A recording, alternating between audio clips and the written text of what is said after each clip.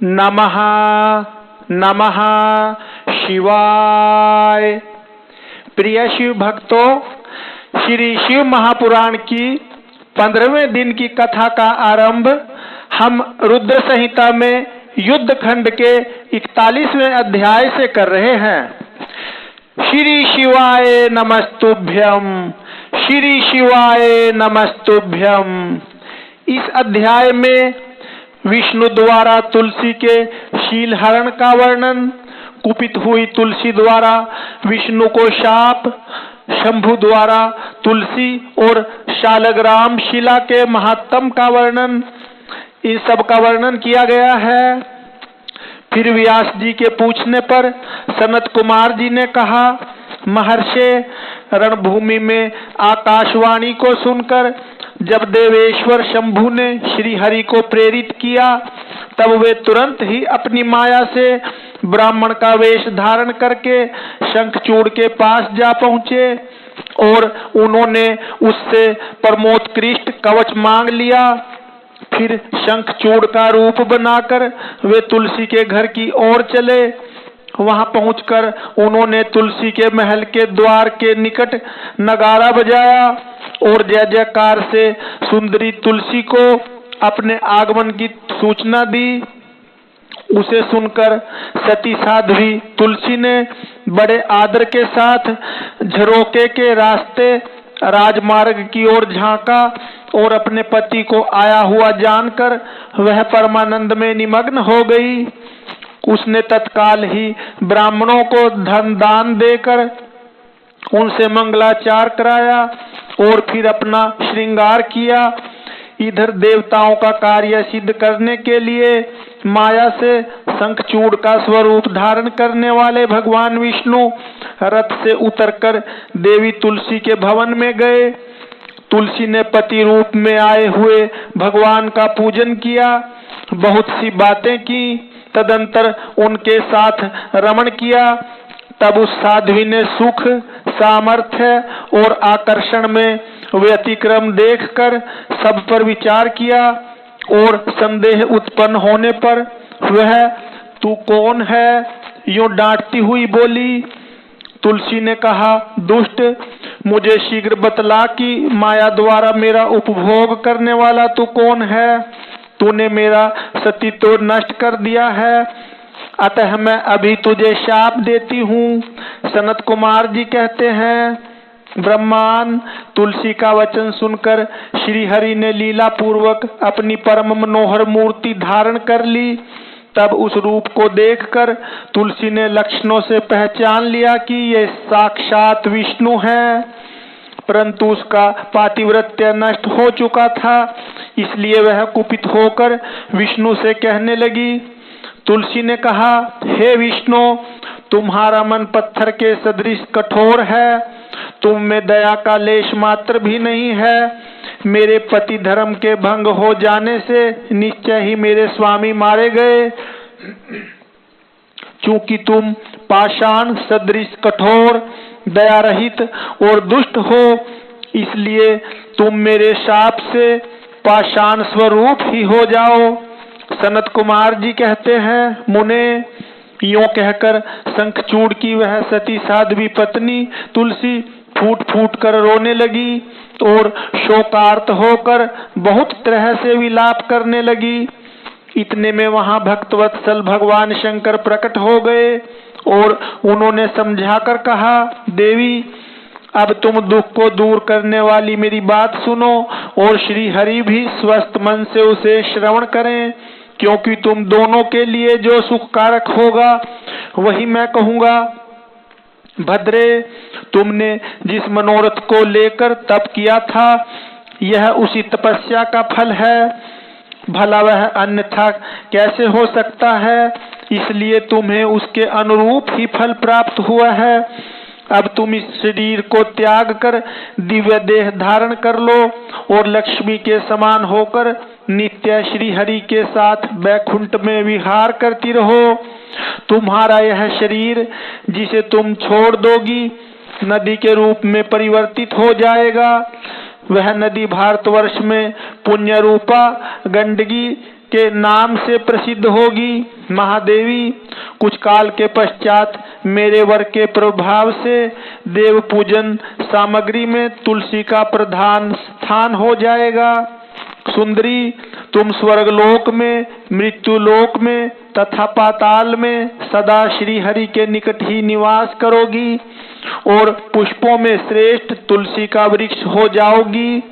तुम वैकुंठ में दिव्य रूप धारिणी वृक्षाधिष्ठात्री देवी बनकर सदा एकांत में श्री हरि के साथ क्रीड़ा करोगी। उधर भारतवर्ष में जो नदियों की अधिष्ठात्री देवी होगी वह परम पुण्य प्रदान करने वाली होगी और श्री हरि के अंशभूत लवण सागर की पत्नी बनेगी तथा श्री हरि भी तुम्हारे शापवश पत्थर का रूप धारण करके भारत में गंडकी नदी के जल के निकट निवास करेंगे। वहां तीखी दाढ़ों वाले करोड़ों भयंकर कीड़े उस पत्थर को काटकर उसके मध्य में चक्र का आकार बनाएंगे। उसके भेद से वह अत्यंत पुण्य प्रदान करने वाली शालग्राम शिला कहलाएगी और चक्र के भेद से उसका लक्ष्मी नारायण आदि भी नाम होगा। विष्णु की शालग्राम शिला और वृक्ष स्वरूपिणी तुलसी का समागम सदा अनुकूल तथा बहुत प्रकार के पुण्यों की वृद्धि करने वाला होगा। भद्रे, जो शालग्राम शिला के ऊपर से तुलसी पत्र को दूर करेगा उसे जन्मांतर में स्त्री वियोग की प्राप्ति होगी तथा जो शंख को दूर करके तुलसी पत्र को हटाएगा वह भी भार्याहीन होगा और 7 जन्मों तक रोगी बना रहेगा। जो महाज्ञानी पुरुष शालग्राम शिला, तुलसी और शंख को एकत्र रखकर उनकी रक्षा करता है वह श्री हरि का प्यारा होता है। सनत कुमार जी कहते हैं, व्यास जी, इस प्रकार कहकर शंकर जी ने उस समय शालग्राम शिला और तुलसी के परम पुण्यदायक महात्म का वर्णन किया। तत्पश्चात वे श्री हरि को तथा तुलसी को आनंदित करके अंतर्धान हो गए। इस प्रकार सदा सत्पुरुषों का कल्याण करने वाले शंभु अपने स्थान को चले गए। इधर शंभु का कथन सुनकर तुलसी को बड़ी प्रसन्नता हुई। उसने अपने उस शरीर का परित्याग करके दिव्य रूप धारण कर लिया। तब कमलापति विष्णु उसे साथ लेकर बैकुंठ को चले गए। उसके छोड़े हुए शरीर से गंडकी नदी प्रकट हो गई और भगवान अच्युत भी उसके तट पर मनुष्यों को पुण्य प्रदान करने वाली शिला के रूप में परिणत हो गए। मुने, उसमें कीड़े अनेक प्रकार के छिद्र बनाते रहते हैं। उनमें जो शिलाएं गंडकी के जल में गिरती हैं वे परम पुण्यप्रद होती हैं और जो स्थल पर ही रह जाती हैं उन्हें पिंगला कहा जाता है और वे प्राणियों के लिए संतापकारक होती हैं। व्यास जी, इस प्रकार तुम्हारे प्रश्न के अनुसार मैंने शंभु का सारा चरित्र जो पुण्य प्रदान तथा मनुष्यों की सारी कामनाओं को पूर्ण करने वाला है तुम्हें सुना दिया। यह पुण्य आख्यान जो विष्णु के महात्म से संयुक्त तथा भोग और मोक्ष का प्रदाता है तुमसे वर्णन कर दिया। अब और क्या सुनना चाहते हो? ओम नमः नमः शिवाय। श्री शिवाय नमस्तुभ्यम, श्री शिवाय नमस्तुभ्यम। इस अध्याय में उमा द्वारा शंभु के नेत्र मूंद लिए जाने पर अंधकार में शंभु के पसीने से अंधकासुर की उत्पत्ति, हिरण्याक्ष की पुत्रार्थ तपस्या और शिव का उसे पुत्र रूप में अंधक को देना, हिरण्याक्ष का त्रिलोकी को जीतकर पृथ्वी को रसातल में ले जाना और वराह रूपधारी विष्णु द्वारा उसका वध, इन सब का वर्णन है। सनत कुमार जी कहते हैं, व्यास जी, अब जिस प्रकार अंधकासुर ने परमात्मा शंभु के गणाध्यक्ष पद को प्राप्त किया था, महेश्वर के उस मंगलमय चरित्र को श्रवण करो मुनीश्वर, अंधकासुर ने पहले शिव जी के साथ बड़ा घोर संग्राम किया था, परंतु पीछे बारंबार सात्विक भाव के उद्रेक से उसने शंभु को प्रसन्न कर लिया, क्योंकि नाना प्रकार की लीलाएं करने वाले शंभु शरणागत रक्षक तथा परम भक्त वत्सल हैं। उनका महात्म परम अद्भुत है। व्यास जी ने पूछा, ऐश्वर्यशाली मुनिवर, वह अंधक कौन था और भूतल पर किस वीर्यवान के कुल में उत्पन्न हुआ था? दैत्यों में प्रधान तथा महामनस्वी उस बलवान अंधक का स्वरूप कैसा था और वह किसका पुत्र था? उसने परम तेजस्वी शंभु की गणाध्यक्षता को कैसे प्राप्त किया? यदि अंधक गणेश्वर हो गया तब तो वह परम धन्यवाद का पात्र है। सनत कुमार जी ने कहा, मुने, पूर्व काल की बात है, एक समय भक्तों पर कृपा करने वाले तथा देवताओं के चक्रवर्ती सम्राट भगवान शंकर को विहार करने की इच्छा हुई। तब वे पार्वती और गणों को साथ ले अपने निवास भूत कैलाश पर्वत से चलकर काशीपुरी में आए। वहां उन्होंने उस पुरी को अपनी राजधानी बनाया और भैरव नामक वीर को उसका रक्षक नियुक्त किया। फिर पार्वती जी के साथ रहते हुए वे भक्त जनों को सुख देने वाली अनेक प्रकार की लीलाएं करने लगे। एक समय वे उसके वरदान के प्रभाववश अनेकों वीरागण्य गणेश्वरों और शिवा के साथ मंदराचल पर गए और वहां भी तरह तरह की क्रीड़ाएं करने लगे। एक दिन जब प्रचंड पराक्रमी कपर्दी शिव मंदराचल की पूर्व दिशा में बैठे थे, उसी समय गिरिजा ने नरम क्रीड़ावश उनके नेत्र बंद कर दिए। इस प्रकार जब पार्वती ने मूंगे, स्वर्ण और कमल की प्रभाव वाले अपने करकमलों से हर के नेत्र बंद कर दिए, तब उनके नेत्रों के मुंद जाने के कारण वहां क्षण भर में ही घोर अंधकार फैल गया। पार्वती के हाथों का महेश्वर के शरीर से स्पर्श होने के कारण शंभु के ललाट में स्थित अग्नि से संतप्त होकर मद जल प्रकट हो गया और जल की बहुत सी बूंदें टपक पड़ी। तदंतर उन बूंदों ने एक गर्भ का रूप धारण कर लिया। उससे एक ऐसा जीव प्रकट हुआ जिसका मुख विकराल था। वह अत्यंत भयंकर, क्रोधी, कृतधन, अंधा, कुरूप, जटाधारी, काले रंग का, मनुष्यों से भिन्न, बेडोल और सुंदर बालों वाला था। उसके कंठ में घोर घर घर शब्द निकल रहा था। वह कभी गाता, कभी हंसता और कभी रोने लगता था तथा जबड़ों को चाटते हुए नाच रहा था। उस अद्भुत दृश्य वाले जीव के प्रकट होने पर शिवजी मुस्कुराकर पार्वती से बोले। श्री महेश्वर ने कहा, प्रिय, मेरे नेत्रों को मूंद कर तुमने ही तो यह कर्म किया है, फिर तुम उससे भय क्यों कर रही हो? शंकर जी के उस वचन को सुनकर गौरी हंस पड़ी और उनके नेत्रों पर से उन्होंने अपने हाथ हटा लिए। फिर तो वहां प्रकाश छा गया, परंतु उस प्राणी का रूप भयंकर ही बना रहा और अंधकार से उत्पन्न होने के कारण उसके नेत्र भी अंधे थे। तब वैसे प्राणी को प्रकट हुआ देखकर गौरी ने महेश्वर से पूछा। गौरी ने कहा, भगवान, मुझे सच सच बताइए कि हम लोगों के सामने प्रकट हुआ यह बेडोल प्राणी कौन है? यह तो अत्यंत भयंकर है। किस निमित्त को लेकर किसने इसकी सृष्टि की है और यह किसका पुत्र है?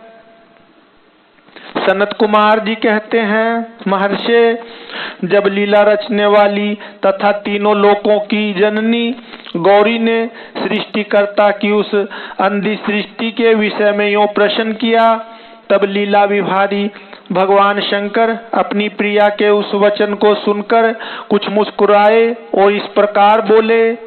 महेश्वर ने कहा, अद्भुत चरित्र रचने वाली अंबिके, सुनो। जब तुमने मेरे नेत्र मूंद लिए थे उसी समय यह अद्भुत एवं प्रचंड पराक्रमी प्राणी मेरे पसीने से प्रकट हुआ।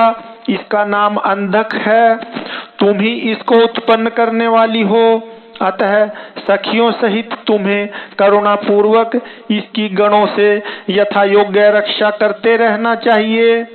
आर्य, इस प्रकार बुद्धि पूर्वक विचार करके ही तुम्हें सब कार्य करना चाहिए।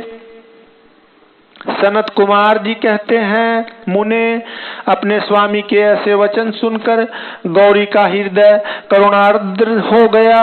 वे अपनी सखियों सहित अंधक की अपने पुत्र की भांति नाना प्रकार के उपायों द्वारा रक्षा करने लगी।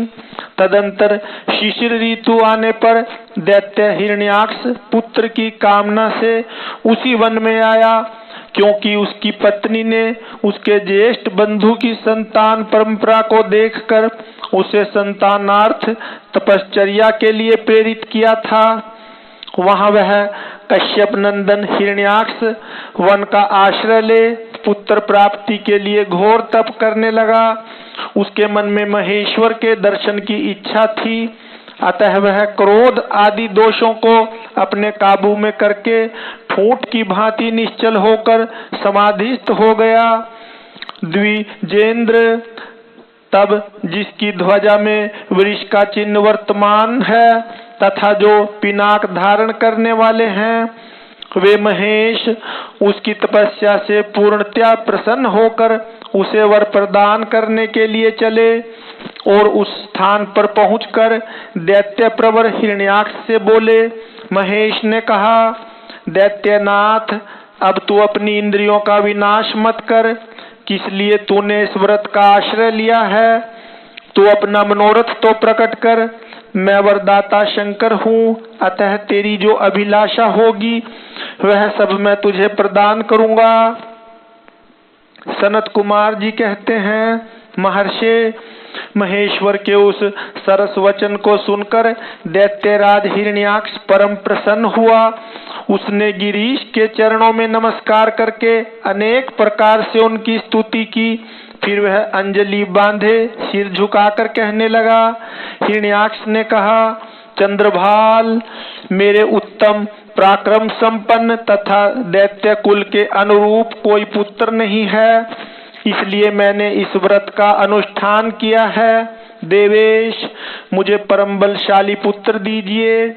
सनत कुमार जी कहते हैं, मुने, दैत्यराज के उस वचन को सुनकर कृपालु शंकर प्रसन्न हो गए और उससे बोले, दैत्याधीप, तेरे भाग्य में तेरे वीर्य से उत्पन्न होने वाला पुत्र तो नहीं लिखा है, किंतु मैं तुझे एक पुत्र देता हूँ। मेरा एक पुत्र है जिसका नाम अंधक है। वह तेरे ही समान पराक्रमी और अजेय है। तू संपूर्ण दुखों को त्याग कर उसी को पुत्र रूप से वर्ण कर ले और इस प्रकार पुत्र प्राप्त कर ले। सनत कुमार जी कहते हैं, महर्षि, उससे यूं कहकर गौरी के साथ विराजमान उन महात्मा भूतनाथ त्रिपुरारी शंकर ने प्रसन्न होकर हिरण्याक्ष को वह पुत्र दे दिया। इस प्रकार शिवजी से पुत्र प्राप्त करके वह महामनस्वी दैत्य परम प्रसन्न हुआ। उसने अनेकों स्तोत्रों द्वारा रुद्र की पूजा करके प्रदक्षिणा की और फिर वह अपने राज्य को चला गया। गिरीश से पुत्र प्राप्त कर लेने के बाद वह प्रचंड पराक्रमी दैत्य संपूर्ण देवताओं को जीत कर इस पृथ्वी को अपने देश रसातल में उठा ले गया। तब देवताओं, मुनियों और सिद्धों ने अनंत पराक्रमी विष्णु की आराधना की। फिर तो भगवान विष्णु सर्वात्मक यज्ञ में विकराल वाराह शरीर धारण कर थू उनके अनेकों प्रहारों से पृथ्वी को विदीर्ण करके पाताल लोक में जा घुसे। वहां उन्होंने कभी न टूटने वाले अपनी अगली दाढ़ों से तथा थुथुन से सैकड़ों दैत्यों का कचूमर निकालकर अपने वज्र सदृश कठोर पाद प्रहारों से निशाचरों की सेना को मथ डाला। तत्पश्चात अद्भुत एवं प्रचंड तेजस्वी विष्णु ने करोड़ों सूर्यों के समान प्रकाशमान सुदर्शन चक्र से हिरण्याक्ष के प्रज्वलित सिर को काट लिया और दुष्ट दैत्यों को जलाकर भस्म कर दिया। यह देखकर देवराज इंद्र को बड़ी प्रसन्नता हुई। उन्होंने उस असुर राज्य पर अंधक को अभिषिक्त कर दिया। फिर महात्मा इंद्र विष्णु को अपनी दाढ़ों द्वारा पाताल लोक से पृथ्वी को लाते हुए देखकर परम प्रसन्न हुए और अपने स्थान पर आकर पूर्ववत स्वर्ग और भूतल की रक्षा करने लगे। इधर वाराह रूप धारण करके उत्तम कार्य करने वाले उग्र रूपधारी श्री हरि प्रसन्न चित्त हुए समस्त देवों, मुनियों और पद्मयोनि ब्रह्मा द्वारा प्रशंसित होकर अपने लोक को चले गए। इस प्रकार वाराह रूपधारी विष्णु द्वारा असुरराज हिरण्याक्ष के मारे जाने पर समस्त देव, मुनि तथा अन्यान्य सभी जीव सुखी हो गए। ओम नमः नमः शिवाय। श्री शिवाय नमस्तुभ्यं, श्री शिवाय नमस्तुभ्यं। इस अध्याय में हिरण्याकशिपु की तपस्या और ब्रह्मा से वरदान पाकर उसका अत्याचार, नरसिंह द्वारा उसका वध और प्रहलाद को राज्य प्राप्ति, इन सब का वर्णन है। संत कुमार जी कहते हैं, व्यास जी इधर वाराह रूपधारी श्री हरि के द्वारा इस प्रकार भाई के मारे जाने पर हिरण्याकशिपु शोक और क्रोध से संतप्त हो उठा। श्री हरि के साथ वैर करना तो उसे रुचता ही था, अतः उसने संहार प्रेमी वीर असुरों को प्रजा का विनाश करने के लिए आज्ञा दे दी। तब वे संहार प्रिय असुर स्वामी की आज्ञा को सिर चढ़ाकर देवताओं और प्रजाओं का विनाश करने लगे। इस प्रकार जब उन दुष्ट चित्त वाले असुरों द्वारा सारा देवलोक तहस नहस कर दिया गया, तब देवता स्वर्ग को छोड़कर गुप्त रूप से भूतल पर विचरने लगे। उधर भाई की मृत्यु से दुखी हुए हिरण्याकशिपु ने भाई को जलांजलि देकर उसकी स्त्री आदि को ढांढस बंधाया। तत्पश्चात उस दैत्यराज ने अपने लिए विचार किया कि मैं अजय, अजर और अमर हो जाऊं, मेरा ही एक छत्र साम्राज्य रहे और मेरा प्रतिद्वंदी कोई न रह जाए। यो धारणा बनाकर वह मंदराचल पर गया और वहां एक गुफा में अत्यंत घोर तपस्या करने लगा। उस समय वह पैर के अंगूठे के बल खड़ा था, उसकी भुजाएं ऊपर को उठी थी और दृष्टि आकाश की ओर लगी थी। उसकी तपस्या से संतप्त होकर देवताओं का मुख विकृत हो उठा। वे स्वर्ग को छोड़कर ब्रह्मलोक में जा पहुंचे और उन्होंने ब्रह्मा से अपना दुखड़ा कह सुनाया। व्यास जी उन देवताओं के इस प्रकार कहने पर स्वयंभू ब्रह्मा, भृगु, दक्ष आदि के साथ उस दैत्येश्वर के आश्रम पर गए। तब जिसने अपने तप से संपूर्ण लोकों को संतप्त कर दिया था, उस हिरण्याकशिपु ने वर देने के लिए आए हुए पद्मयोनि ब्रह्मा को अपने सामने उपस्थित देखा। उधर पितामह ने भी उससे कहा, वर मांग। तब जिसकी बुद्धि मोहित नहीं हुई थी, उस असुर ने विधाता की उस मधुर वाणी को सुनकर इस प्रकार कहा। हिरण्याकशिपु बोला, ऐश्वर्यशाली प्रजापति पितामह, मैं चाहता हूँ कि स्वर्ग में, भूतल पर, दिन में, रात में, ऊपर अथवा नीचे कहीं भी शस्त्र, अस्त्र, पाश, वज्र, शुष्क वृक्ष, पर्वत, जल, अग्नि के रूप में शत्रु के प्रहार से देवता, दैत्य, मुनि, सिद्ध, किंग बहुना आप द्वारा रचे हुए जीवों के हाथों मुझे कभी भी मृत्यु का भय न हो। सनत कुमार जी कहते हैं, मुने हिरण्याकशिपु के ऐसे वचन सुनकर पद्मयोनि ब्रह्मा के मन में दया का भाव जागृत हो उठा। उन्होंने मन ही मन विष्णु को प्रणाम करके उससे कहा, दैत्येंद्र, मैं तुझ पर प्रसन्न हूँ, अतः तुझे सारी वस्तुएं प्राप्त होंगी। तूने 96,000 वर्षों तक तप किया है अब तेरी कामना पूर्ण हो चुकी है, अतः तप से विरत होकर उठ और दानवों के राज्य का उपभोग कर। ब्रह्मा की वाणी सुनकर हिरण्यकशिपु का मुख प्रसन्नता से खिल उठा। इस प्रकार जब पितामह ने उसे दानव राज्य पर अभिषिक्त कर दिया, तब वह उन्मत्त हो उठा और त्रिलोकी को नष्ट करने का विचार करने लगा। फिर तो उसने संपूर्ण धर्मों का उच्छेद करके संग्राम में समस्त देवताओं को भी जीत लिया। तब देवता भागकर विष्णु के पास पहुंचे। वहां श्री हरि ने देवताओं और मुनियों की दुख गाथा सुनकर उन्हें आश्वासन दिया और शीघ्र ही उस दैत्य के वध करने का वचन दिया। तब देवता अपने स्थान को लौट गए। तदंतर महात्मा विष्णु ने ऐसा रूप धारण किया जो आधा सिंह और आधा मनुष्य का था। वह अत्यंत भयंकर तथा विकराल दिख रहा था। उसका मुख खूब फैला हुआ था, नासिका बड़ी सुंदर थी और नख तीखे थे। गर्दन पर सटाएं लहरा रही थीं, दाढ़ें ही आयुध थे। उससे करोड़ों सूर्यों के समान प्रभा छिटक रही थी और उसका प्रभाव प्रलयकालीन अग्नि के सदृश था। अधिक कहां तक कहा जाए, वह रूप जगन्मय था।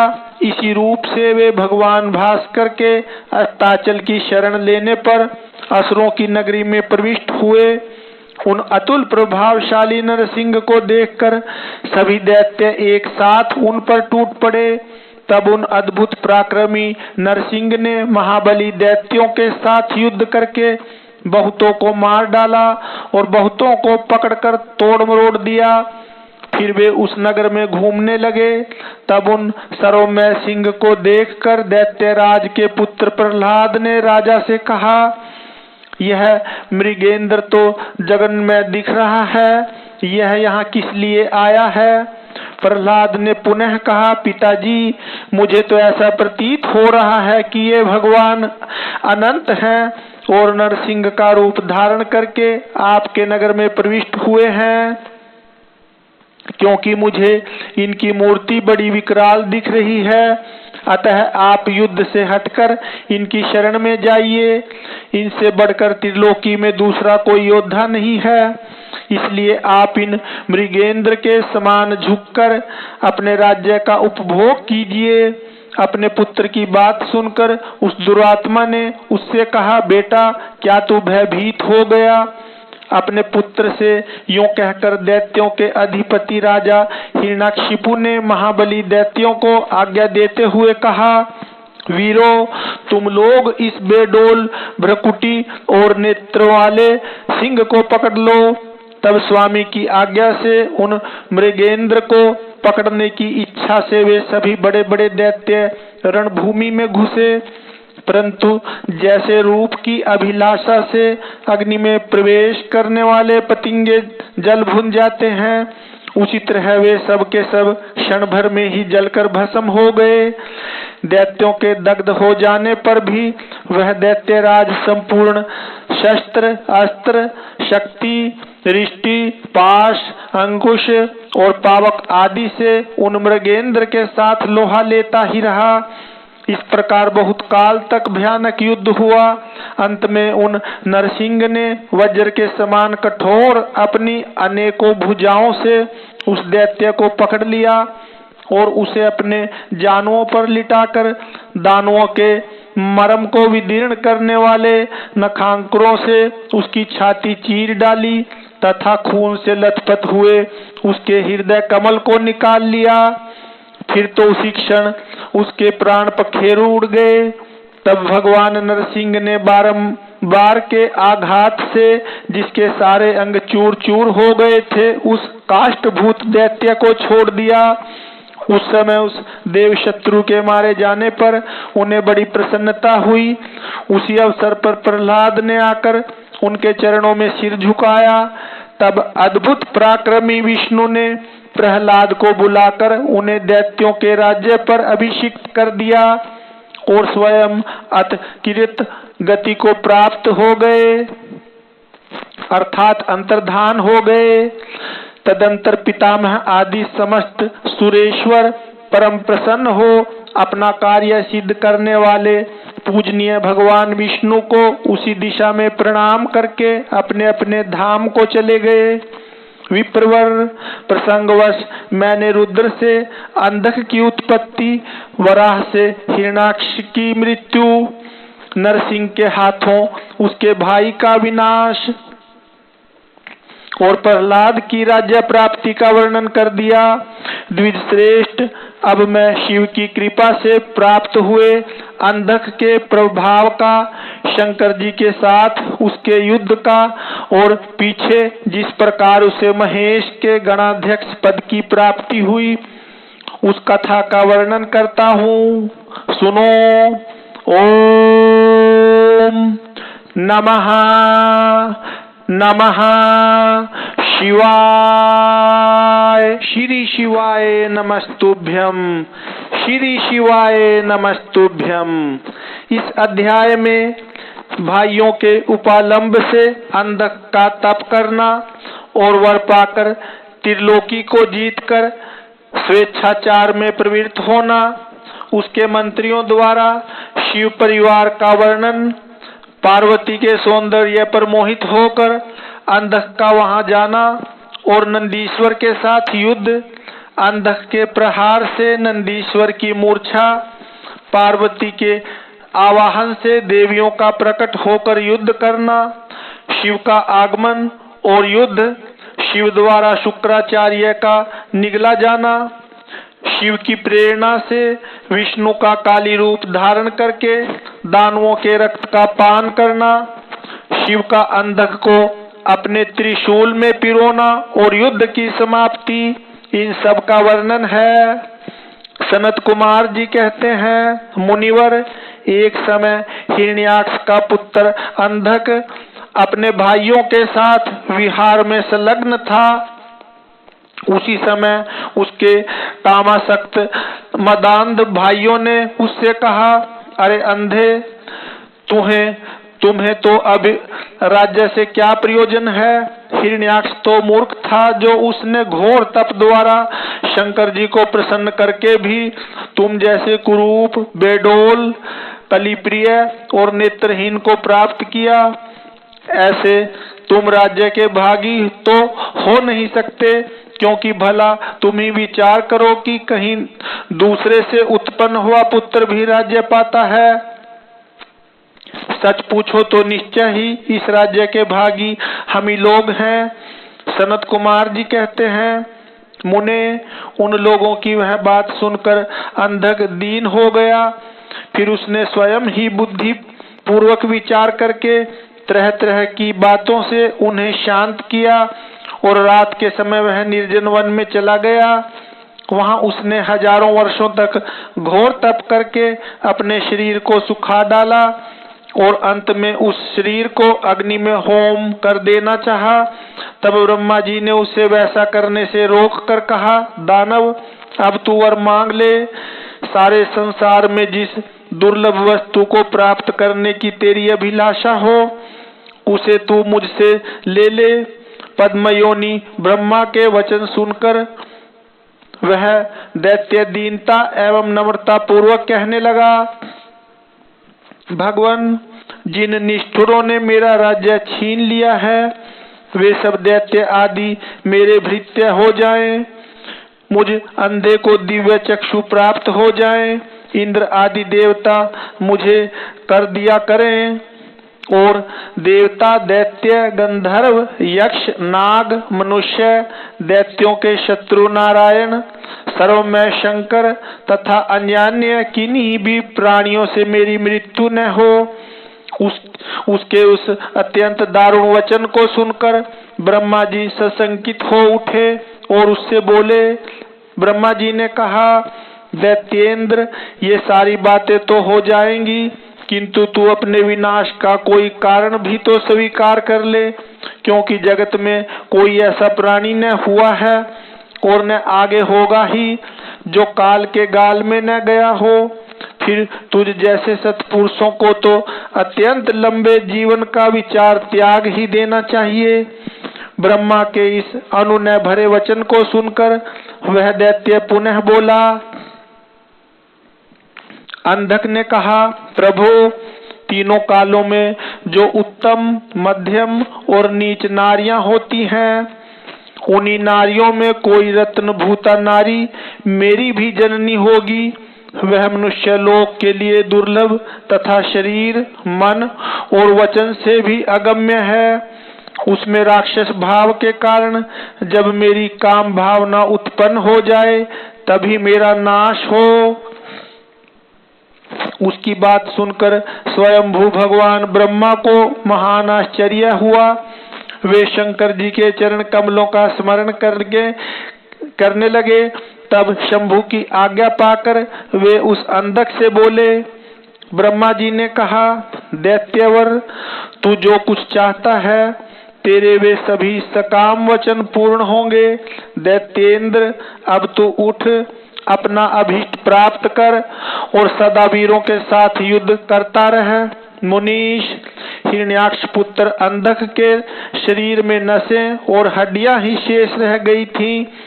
वह ब्रह्मा के ऐसे वचन को सुनकर शीघ्र ही भक्ति पूर्वक उन लोकेश्वर के चरणों में लौट गया और इस प्रकार बोला।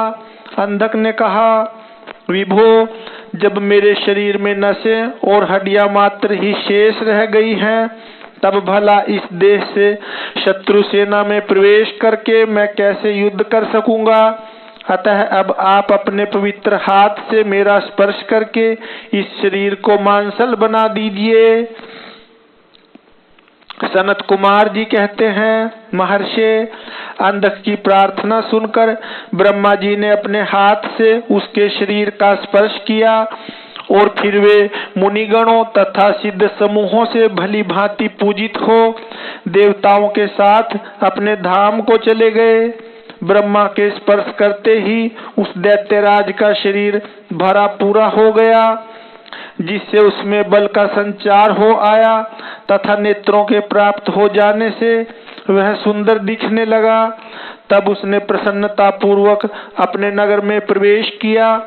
उस समय प्रहलाद आदि श्रेष्ठ दानवों ने जब उसे वरदान प्राप्त करके आया हुआ जाना, तब वे सारा राज्य उसे समर्पित करके उसके वशवर्ती भृत्य हो गए। तदंतर अंधक सेना और भृत्य वर्ग को साथ ले स्वर्ग को जीतने के लिए गया। वहां संग्राम में समस्त देवताओं को पराजित करके उसने वज्रधारी इंद्र को अपना तरद बना लिया। उसने यत्र तत्र बहुत सी लड़ाइयां लड़कर नागों, सुपर्णों, श्रेष्ठ राक्षसों, गंधर्वों, यक्षों, मनुष्यों, बड़े बड़े पर्वतों, वृक्षों और सिंह आदि समस्त चौपायों को भी जीत लिया। यहाँ तक कि उसने चराचर त्रिलोकी को अपने वश में कर लिया। तदंतर वह रसातल में, भूतल पर तथा स्वर्ग में जितनी सुंदर रूप वाली नारियां थीं, उनमें से हजारों को जो अत्यंत दर्शनीय तथा अपने अनुकूल थी, साथ लेकर विचित्र पर्वतों पर तथा नदियों के रमणीय तटों पर विहार करने लगा। दैत्यराज अंधक सदा दुष्टों का ही संग करता था।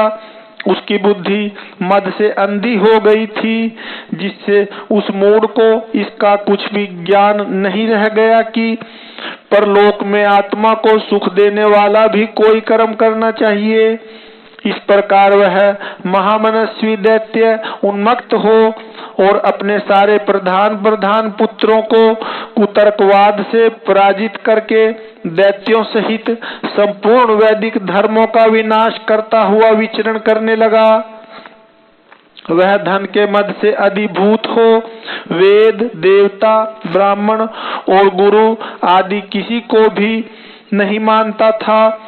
प्रारब्धवश उसकी आयु समाप्त हो चुकी थी, इसी से वह स्वेच्छाचार में प्रवृत्त हो व्यर्थ ही अपनी आयु के शेष दिन गंवाता हुआ रमण कर रहा था। उस दानव श्रेष्ठ के 3 मंत्री थे, जिनका नाम था दुर्योधन, वैधस और हस्ती। एक समय उन तीनों ने उस पर्वत के किसी रमणीय स्थान पर एक परम रूपवती नारी को देखा। उसे देखकर वे शीघ्रगामी श्रेष्ठ दैत्य हर्षमग्न हो तुरंत ही महादैत्यपति वीरवर अंधक के पास पहुंचे और बड़े प्रेम से उस देखी हुई घटना का वर्णन करने लगे। मंत्रियों ने कहा, दैत्येंद्र, यहाँ एक गुफा के भीतर हमने एक मुनि को देखा है। ध्यानस्थ होने के कारण उसके नेत्र बंद हैं। वह बड़ा रूपवान है। उसके मस्तक पर अर्धचंद्र की कला अपनी छटा बिखेर रही है और कमर में गजेंद्र की खाल बंधी हुई है। बड़े बड़े नाग उसके सारे शरीर में लिपटे हुए हैं। खोपड़ियों की माला ही उस जटाधारी का आभूषण है। उसके हाथ में त्रिशूल है तथा एक विशाल धनुष, बाण और तूणीर भी वह धारण किए हुए है। उसका अक्ष सूत्र स्पष्ट दिख रहा है। उसके 4 भुजाएं तथा लंबी लंबी जटाएं हैं। वह खड्ग, त्रिशूल और लकुट धारण किए हुए है। उसकी आकृति अत्यंत गौर है और उस पर भस्म का अनुलेप लगा हुआ है। वह अपने उत्कृष्ट तेज से सुशोभित हो रहा है। इस प्रकार उस श्रेष्ठ तपस्वी का सारा वेश ही अद्भुत है। उससे थोड़ी ही दूर पर हमने एक और पुरुष को देखा है जो विकराल वानर सा है।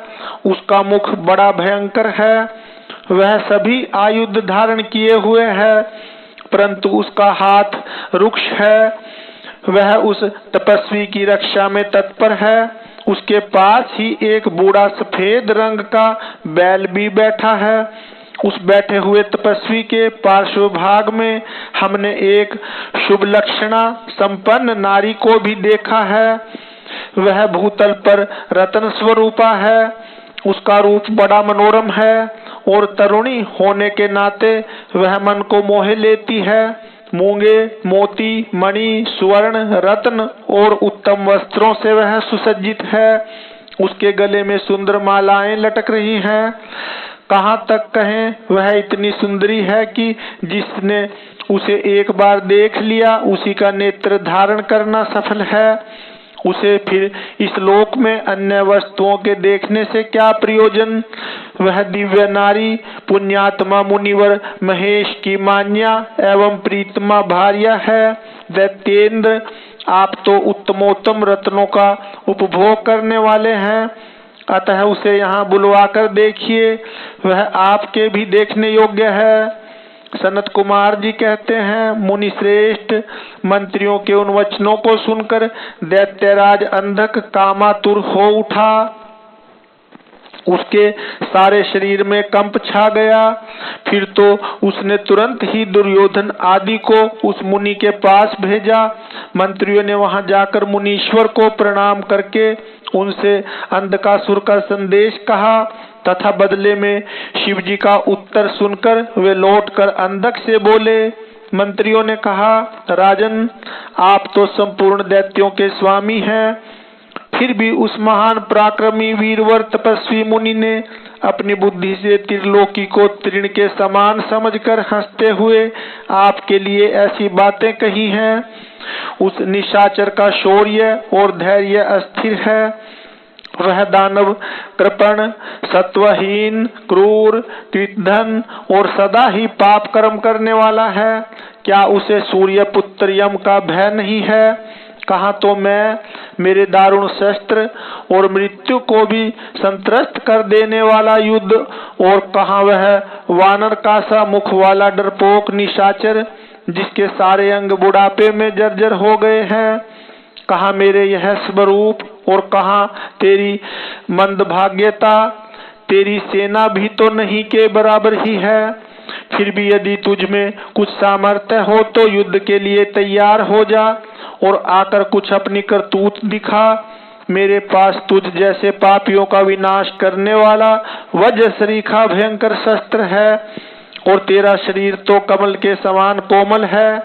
ऐसी दशा में विचार करके तुझे जो रुचिकर प्रतीत हो वह कर। सनत कुमार जी कहते हैं, मुनिवर, मंत्रियों की बात सुनकर माता पार्वती पर मोहित हुआ वह कामांध राक्षस विशाल सेना लेकर चल दिया और वहां पहुंचकर नंदीश्वर से युद्ध करने लगा। बड़ा भयानक युद्ध हुआ। उस समय युद्ध स्थल में चर्बी, मज्जा, मांस और रक्त की कीच मच गई।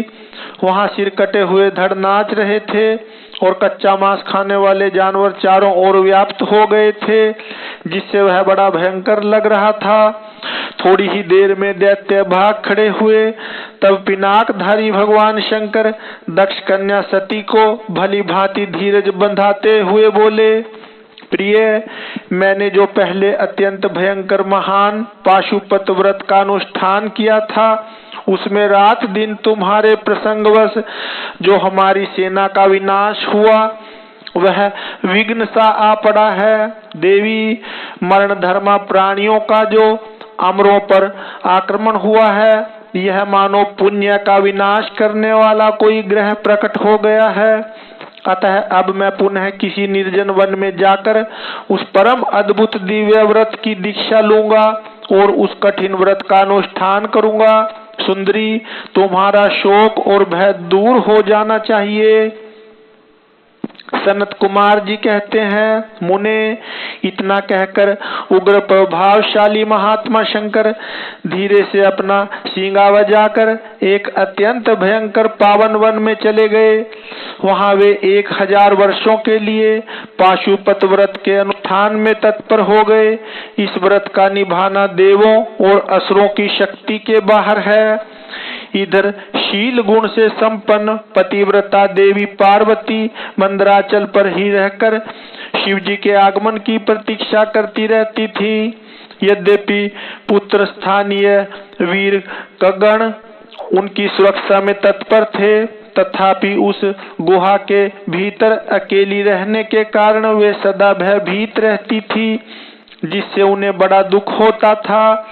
इसी बीच वरदान के प्रभाव से उन्मत्त हुआ वह दैत्य अंधक, जिसका धैर्य कामदेव के बाणों से छिन्न भिन्न हो गया था, अपने मुख्य योद्धाओं को साथ ले पुनः उस गुफा पर चढ़ आया।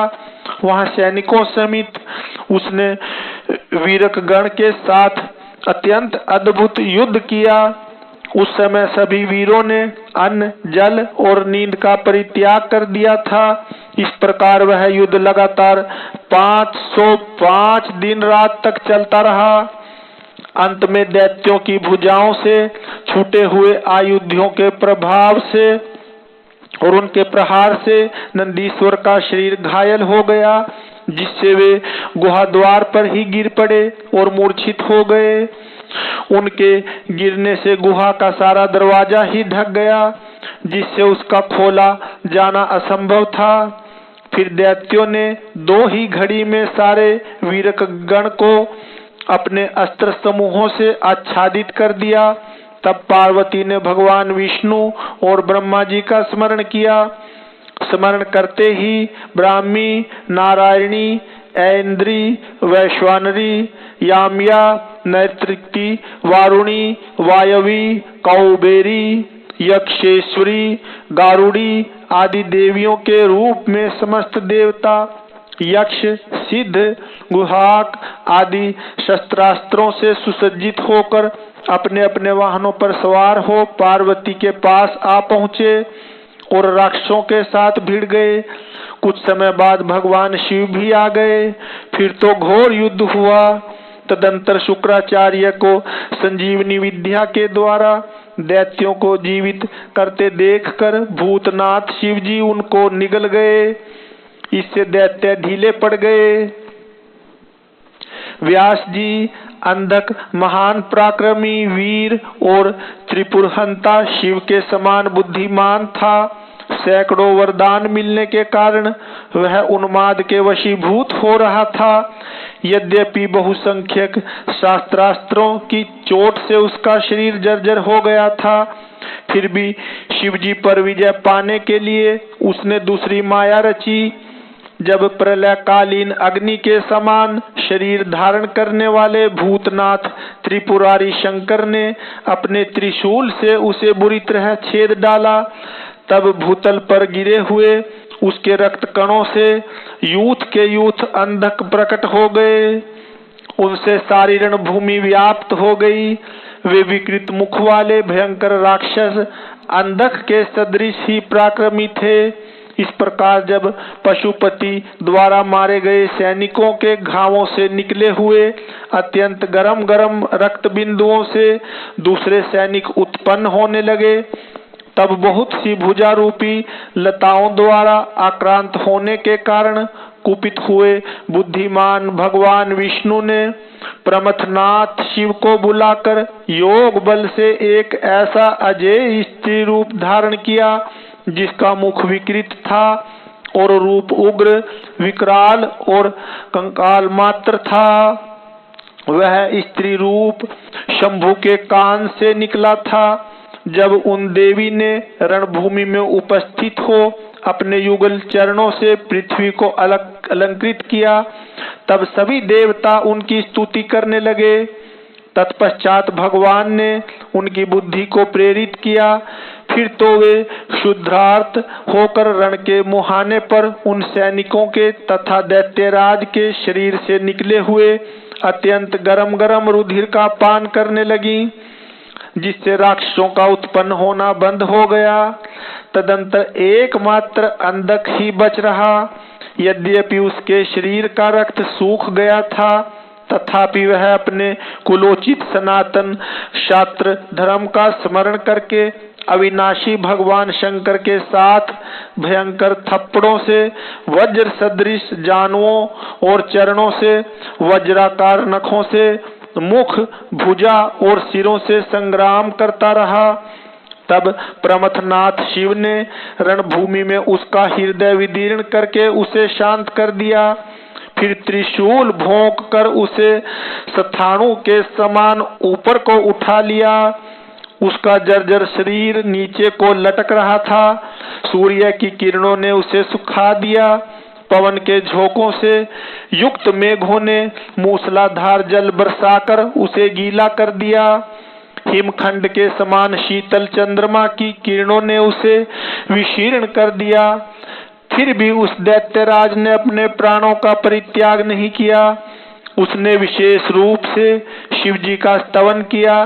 तब करुणा के अगाध सागर शंभु प्रसन्न हो गए और उन्होंने उसे प्रेम पूर्वक गणाध्यक्ष का पद प्रदान कर दिया।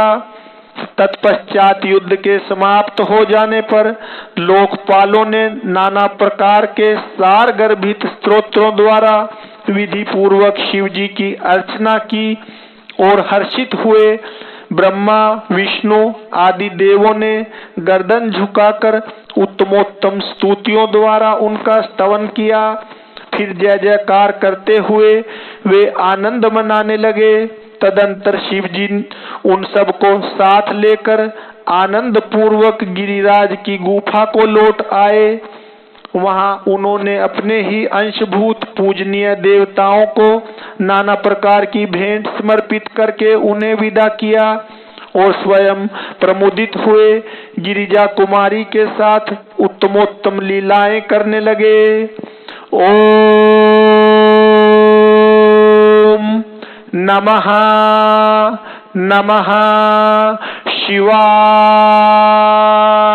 श्री शिवाय नमस्तुभ्यं, श्री शिवाय नमस्तुभ्यं।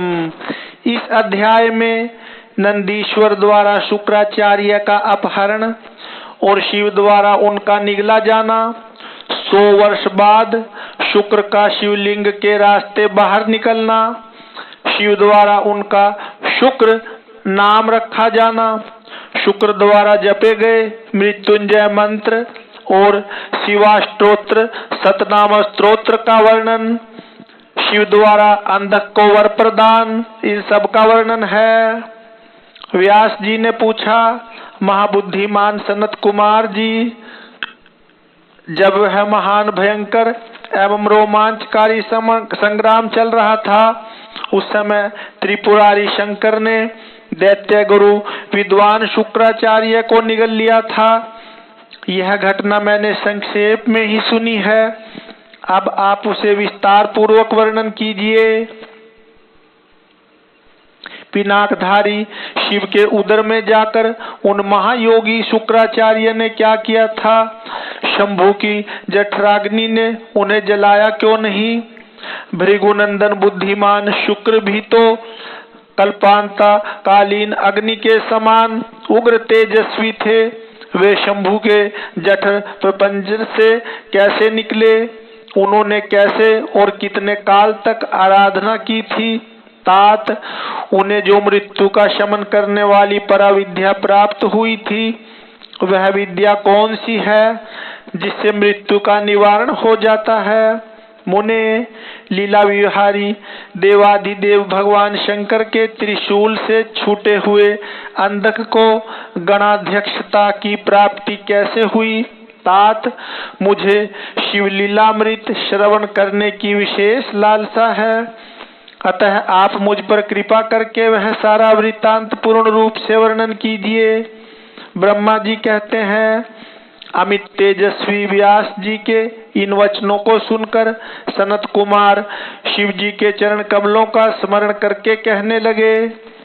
सनत कुमार जी ने कहा, मुनिवर, भगवान शंकर के प्रमथों की जब अत्यंत विजय होने लगी, तब अंधक घबराकर शुक्राचार्य जी की शरण में गया और उसने गिड़गिड़ाकर मृत संजीवनी विद्या के द्वारा मरे हुए असुरों को जीवित करने की प्रार्थना की। इस पर शुक्राचार्य ने शरणागत धर्म की रक्षा करना उचित समझा। फिर तो वे युद्ध स्थल में गए और आदर पूर्वक विद्या के स्वामी शंकर का स्मरण करके एक एक दैत्य पर मृत संजीवनी विद्या का प्रयोग करने लगे। उस विद्या का प्रयोग होते ही वे सभी दैत्य दानव वीर एक साथ ही हथियार लिए हुए इस प्रकार उठ खड़े हुए मानो अभी सोकर उठे हों। जैसे पूर्णतया अभ्यस्त किया हुआ वेद समर भूमि में बादल और श्रद्धा पूर्वक ब्राह्मणों को दिया हुआ धन आपत्ति के समय तुरंत प्रकट हो जाता है, उसी प्रकार वे उठ खड़े हुए। शुक्राचार्य के संजीवनी प्रयोग से जब बड़े बड़े दानव जीवित होकर प्रमथों को बुरी तरह मारने लगे, तब प्रमथों ने जाकर प्रमथेश्वर शिव को यह समाचार सुनाया। तब शिवजी ने कहा, नंदिन, तुम अभी तुरंत ही जाओ और दैत्यों के बीच से द्विज श्रेष्ठ शुक्राचार्य को उसी प्रकार उठा लाओ जैसे बाज लवा को उठा ले जाता है। सनत कुमार जी कहते हैं, महर्षि, वृषभ ध्वज के यूं कहने पर नंदी सांड के समान बड़े जोर से गरजे और तुरंत ही सेना को लांघ कर उस स्थान पर जा पहुंचे जहां भृगुवंश के दीपक शुक्राचार्य विराजमान थे। वहां समस्त दैत्य हाथों में पाश, खड्ग, वृक्ष, पत्थर और पर्वतखंड लिए हुए उनकी रक्षा कर रहे थे। यह देखकर बलशाली नंदी ने उन दैत्यों को विक्षुब्ध करके शुक्राचार्य का उसी प्रकार अपहरण कर लिया जैसे शरभ हाथी को उठा ले जाता है। महाबली नंदी द्वारा पकड़े जाने पर शुक्राचार्य के वस्त्र खिसक गए, उनके आभूषण गिरने लगे और केश खुल गए। तब देव शत्रु दानव उन्हें छुड़ाने के लिए सिंहनाद करते हुए नंदी के पीछे दौड़े और जैसे मेघ जल की वर्षा करते हैं, उसी तरह नंदीश्वर के ऊपर वज्र, त्रिशूल, तलवार, फरसा, बरेठी और गोफन आदि अस्त्रों की उग्र वृष्टि करने लगे। तब उस देवासुर संग्राम के विकराल रूप धारण करने पर गणाधिराज नंदी ने अपने मुख की आग से सैकड़ों शस्त्रों को भस्म कर दिया और उन भृगुनंदन को दबोचकर शत्रु दल को व्यथित करते हुए वे शिवजी के समीप आ पहुंचे तथा शीघ्र ही उन्हें निवेदित करते हुए बोले, भगवान, ये शुक्राचार्य उपस्थित हैं। तब भूतनाथ देवादिदेव शंकर ने पवित्र पुरुष द्वारा प्रदान किए हुए उपहार की भांति शुक्राचार्य को पकड़ लिया और बिना कुछ कहे उन्हें फल की तरह मुख में डाल लिया। उस समय समस्त असुर उच्च स्वर से हाहाकार करने लगे। व्यास जी, जब गिरिजेश्वरेश्वर ने शुक्राचार्य को निगल लिया, तब दैत्यों की विजय की आशा जाती रही। उस समय उनकी दशा सूंड रहित गजराज, सींग रहित सांड, मस्तक विहीन देह, अध्ययन रहित ब्राह्मण, उद्यमहीन प्राणी, भाग्यहीन के उद्यम, पति रहित स्त्री, फलवर्जित बाण, पुण्यहीनों की आयु, व्रत रहित वेदाध्ययन, एकमात्र वैभव शक्ति के बिना निष्फल हुए कर्म समूह, शूरताहीन क्षत्रिय और सत्य के बिना धर्म समुदाय की भांति शोचनीय हो गई। दैत्यों का सारा उत्साह जाता रहा। तब अंधक ने महान दुख प्रकट करते हुए अपने शूरवीरों को बहुत उत्साहित किया और कहा, वीरों, जो रणांगन छोड़कर भाग जाते हैं, उनकी ख्याति अपयश रूपी कालिमा से मलिन हो जाती है और उन्हें इस लोक में तथा परलोक में कहीं भी सुख नहीं मिलता। यदि पुनर्जन्म रूपी मल का अपहरण करने वाले धरा तीर्थ रण तीर्थ में अवगाहन कर लिया जाए, तो अन्य तीर्थों में स्नान, दान और तप की क्या आवश्यकता है? अर्थात इनका फल रणभूमि में प्राण त्याग करने से ही प्राप्त हो जाता है। दैत्यराज के इस वचन को पूर्ण रूप से धारण करके वे दैत्य तथा दानव रणभेरी बजाकर रणभूमि में प्रमथ गणों पर टूट पड़े और उन्हें मथने लगे तथा बाण, खड्ग, वज्र सरीखे, कठोर पत्थर, भुशुंडी, भिंडीपाल, शक्ति, भाले, फरसे, खट्वांग, पटीस, त्रिशूल, लकुट और मूसलों द्वारा परस्पर प्रहार करते हुए भयंकर मार काट मचाने लगे। इस प्रकार अत्यंत घमासान युद्ध हुआ।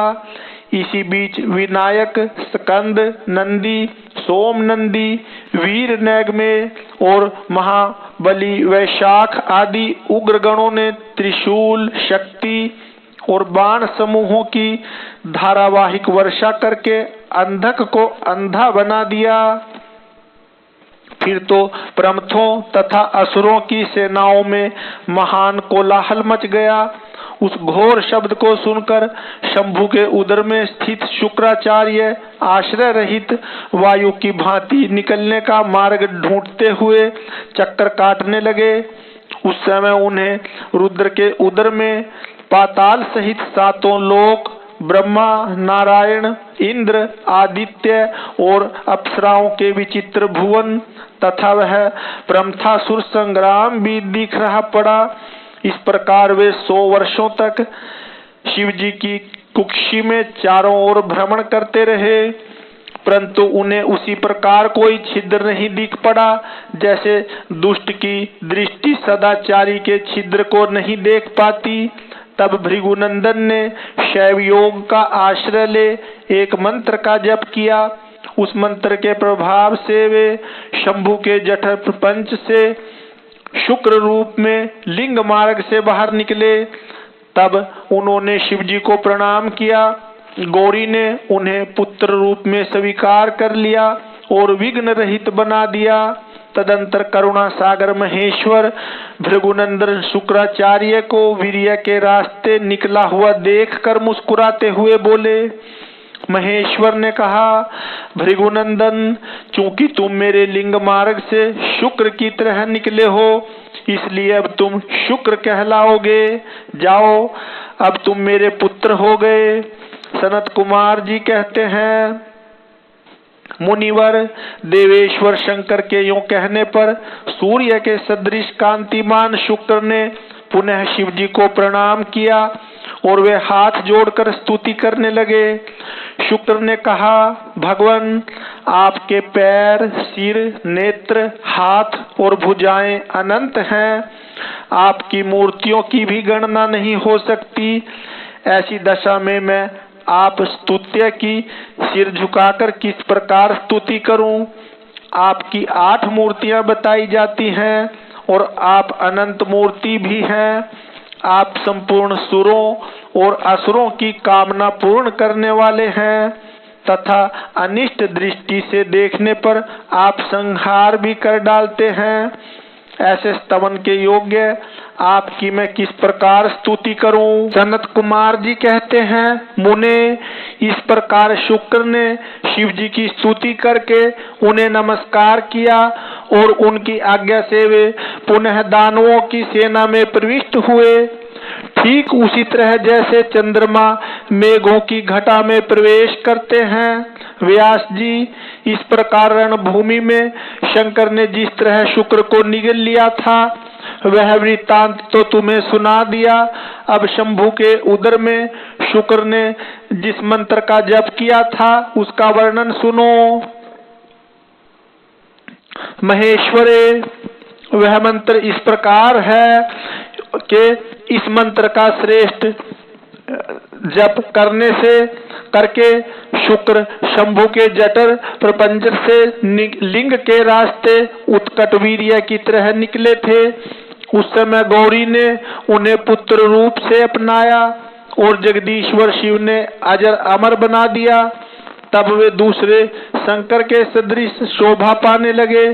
3000 वर्ष व्यतीत होने के पश्चात वे ही वेद निधि मुनिवर शुक्र पुनः इस भूतल पर महेश्वर से उत्पन्न हुए। उस समय उन्होंने धैर्यशाली एवं तपस्वी दानवराज अंधक को देखा। उसका शरीर सूख गया था और वह त्रिशूल पर लटका हुआ परमेश्वर शिव का ध्यान कर रहा था। वह शिव जी के 108 नामों का इस प्रकार स्मरण कर रहा था। देवताओं में महान महादेव, विरूपाक्ष, विकराल नेत्रों वाले, मस्तक पर अर्धचंद्र धारण करने वाले, अमृत स्वरूप, सनातन, समाधिष्ठ होने पर ठूंठ के समान स्थिर, गले में नील चिन्ह धारण करने वाले, पिनाक नामक धनुष धारण करने वाले, वृषभ के नेत्र सरीखे विशाल नेत्रों वाले, महान रूप से जानने योग्य, अंतर्यामी, संपूर्ण कामनाओं को पूर्ण करने वाले, कामदेव के शत्रु, कामदेव को दग्ध करने वाले, इच्छानुसार रूप धारण करने वाले, विशाल जटाओं वाले, विकराल रूपधारी, गिरिवर कैलाश पर शयन करने वाले, भयंकर रूप वाले, बड़े बड़े जबड़ों वाले, लाल वस्त्रधारी, योग के ज्ञाता, काल को भस्म कर देने वाले, त्रिपुरों के संहार करता, कपाल धारण करने वाले, जिनका व्रत प्रकट नहीं होता, गोपनीय मंत्रों वाले, गंभीर स्वभाव वाले, भक्तों की भावना के अनुसार प्रकट होने वाले, अणिमा आदि सिद्धियों के अधिष्ठान, त्रिलोकी का ऐश्वर्य प्रदान करने वाले, बलशाली, शत्रुवीरों को मारने वाले, दुष्टों के लिए भयंकर, विकट रूप धारण करने वाले, मोटे ताजे शरीर वाले, निपुण, श्रेष्ठ फल का गुदा खाने वाले, मत वाले, काल भैरव स्वरूप, देवेश्वरों में भी श्रेष्ठ, त्रिलोकी का विनाश करने वाले, स्वजनों के लोभी, महाव्यधा स्वरूप, दक्ष यज्ञ के विनाशक, कृतिकाओं के पुत्र स्वामी कार्तिकेय से युक्त, उन्मत्त का सा वेश धारण करने वाले, गजासुर के चमड़े को ही वस्त्र रूप में धारण करने वाले, हाथी का चर्म लपेटने वाले, भक्तों का कष्ट देखकर क्षुब्ध हो जाने वाले, सर्पों को भूषण रूप में धारण करने वाले, भक्तों के अवलंबदाता, वेताल स्वरूप, घोर, शाकनियों द्वारा समाराधित, अघोर पथ के प्रवर्तक, भयंकर दैत्यों के संहारक, भीषण शब्द करने वाले, वनस्पति स्वरूप, शरीर में भस्म रमाने वाले, जटाधारी, परम पावन, सैकड़ों भेरुंड नामक पक्षियों द्वारा सेवित, भूतों के अधिपति, भूतगणों के स्वामी, पंचभूतों को आश्रय देने वाले, गगन विहारी, क्रोध युक्त, दुष्टों पर कठोर व्यवहार करने वाले, प्रचंड पराक्रमी, चंडी के प्राणनाथ, चंडिका के प्रियतम, अत्यंत कुपित मुख वाले,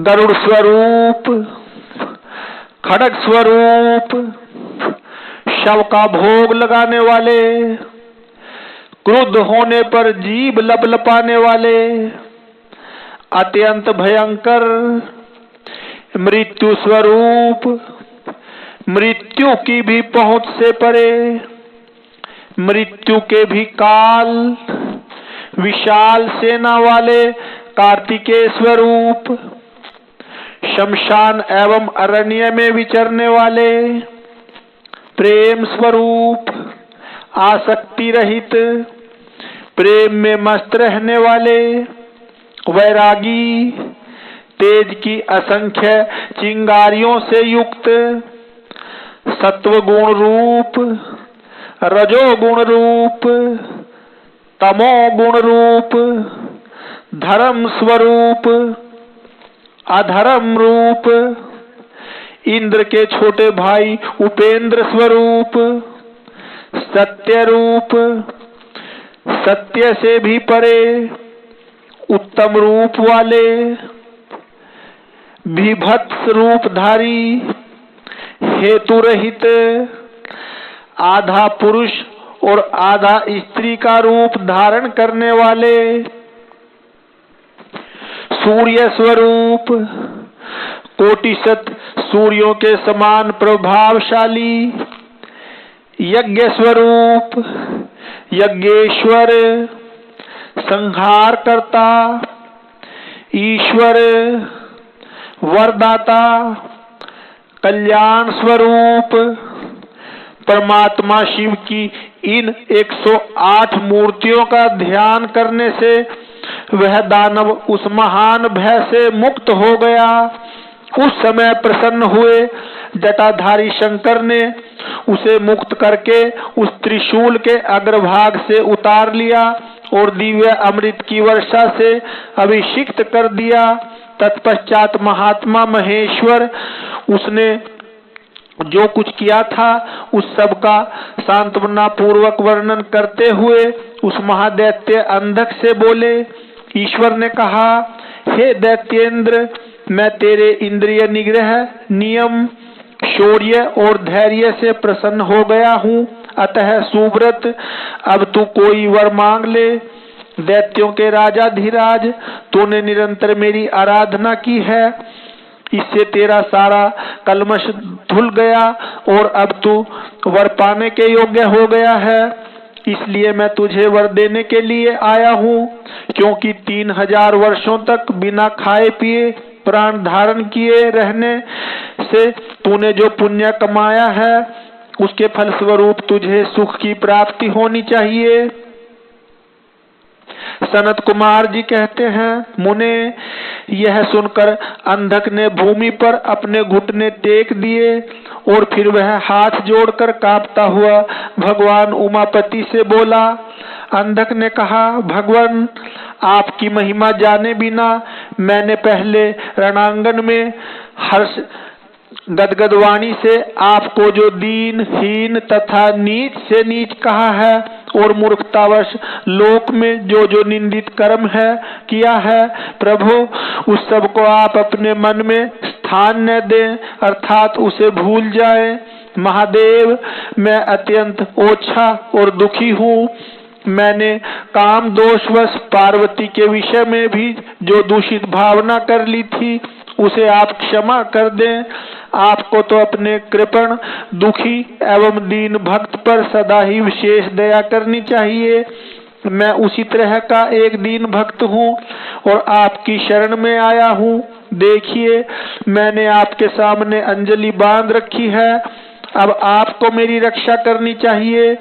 ये जगत जननी पार्वती देवी भी मुझ पर प्रसन्न हो जाएं और सारे क्रोध को त्याग कर मुझे कृपा दृष्टि से देखें। चंद्रशेखर, कहाँ तो इनका भयंकर क्रोध और कहाँ मैं तुच्छ दैत्य चंद्रमौली, मैं किस प्रकार उसको सहन नहीं कर सकता। शंभो, कहाँ तो परम उदार आप और कहाँ बुढ़ापा, मृत्यु तथा काम क्रोध आदि दोषों के वशीभूत मैं, अर्थात मेरी आपके साथ क्या तुलना है। महेश्वर, आपके ये युद्ध कला निपुण महाबली वीर पुत्र मेरी कृपणता पर विचार करके अब क्रोध के वशीभूत मत हो। तुषार हार, चंद्र किरण, शंख, कुंद पुष्प और चंद्रमा के से वर्ण वाले शिव, मैं इन पार्वती को गुरुता के गौरववश नित्य मात्र दृष्टि से देखूं। मैं नित्य आप दोनों का भक्त बना रहूं। देवताओं के साथ होने वाला मेरा वैर दूर हो जाए तथा मैं शांत चित्त हो योग चिंतन करता हुआ गणों के साथ निवास करूं। महेशान, आपकी कृपा से मैं उत्पन्न हुए इस विरोधी दानव भाव का पुनः कभी स्मरण न करूं, यही उत्तम वर मुझे प्रदान कीजिए। सनत कुमार जी कहते हैं, मुनि सत्तम। इतनी बात कहकर वह दैत्यराज माता पार्वती की ओर देखकर त्रिनयन शंकर का ध्यान करता हुआ मौन हो गया। तब रुद्र ने उसकी ओर कृपा दृष्टि से देखा। उनकी दृष्टि पड़ते ही उसे अपने पूर्व वृत्तांत तथा अद्भुत जन्म का स्मरण हो आया। उस घटना का स्मरण होते ही उसका मनोरथ पूर्ण हो गया। फिर तो माता पिता उमा महेश्वर को प्रणाम करके वह कृतकृत्य हो गया। उस समय पार्वती तथा बुद्धिमान शंकर ने उसका मस्तक सूंघ कर प्यार किया। इस प्रकार अंधक ने प्रसन्न हुए चंद्रशेखर से अपना सारा मनोरथ प्राप्त कर लिया। मुने, महादेव जी की कृपा से अंधक को जिस प्रकार परम सुखद गणाध्यक्ष पद प्राप्त हुआ था, वह सारा का सारा पुरातन वृत्तांत मैंने सुना दिया और मृत्युंजय मंत्र का भी वर्णन कर दिया। यह मंत्र मृत्यु का विनाशक और संपूर्ण कामनाओं का फल प्रदान करने वाला है। इसे प्रयत्न पूर्वक जपना चाहिए। ओम नमः नमः शिवाय। ओम। जो देवताओं के स्वामी, सुर असुर द्वारा वंदित, भूत और भविष्य के महान देवता, हरे और पीले नेत्रों से युक्त महाबली, बुद्धि स्वरूप, बाघंबर धारण करने वाले, अग्नि स्वरूप, त्रिलोकी के उत्पत्ति स्थान, ईश्वर, हर, हरि नेत्र, प्रलयकारी, अग्नि स्वरूप, गणेश, लोकपाल, महाभुज, महाहस्त्र, त्रिशूल धारण करने वाले, बड़ी बड़ी दाढ़ों वाले, काल स्वरूप, महेश्वर, अविनाशी, काल रूपी, नीलकंठ, महोदर, गणाध्यक्ष, सर्वात्मा, सबको उत्पन्न करने वाले, सर्वव्यापी, मृत्यु को हटाने वाले, पारियात्र, पर्वत पर उत्तम व्रत धारण करने वाले,